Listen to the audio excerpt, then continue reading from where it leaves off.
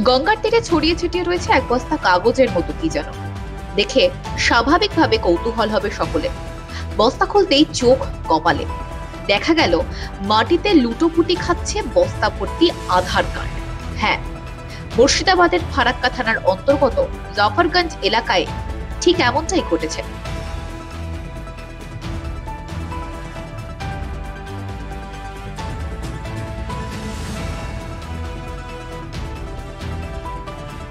বেলাতে আমি যখন ঘুমিয়েছিলাম তো আমার এক বন্ধু ফোন করলো, এই সামনেই বাড়ি। ও ফোন করে বললো যে তোর আধার কার্ডটা এখানে পড়ে আছে, এসে নিয়ে যা।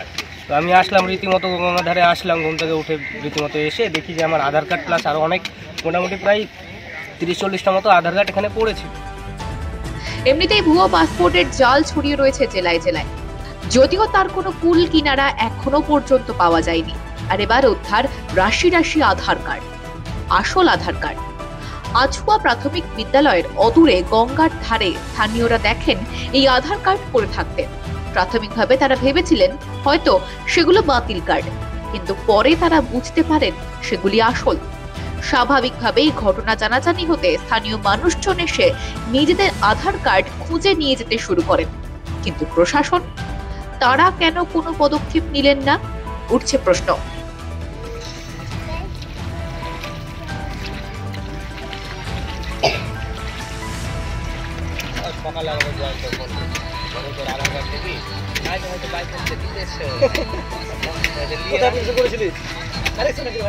প্রশ্ন উঠছে, কোথা থেকে এলো এই এত আধার কার্ড? কেনই বা নদীর তীরে ইতিউতি ছড়িয়ে আছে এগুলো? কেন আধার কার্ড এভাবে পড়ে থাকবে? কেন এত গাফিলতি?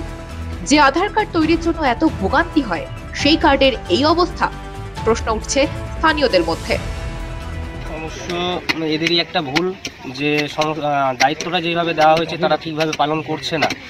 কারণ তাদের রীতিমতো প্রত্যেকটা মানুষের যে যার যেটা আধার কার্ড তার বাড়িতে পৌঁছে দেওয়ার কথা, সেটা না পৌঁছে দিয়ে তারা কি করেছে, সেটা গঙ্গার ধারে এসে ফেলে দিয়ে চলে গেছে।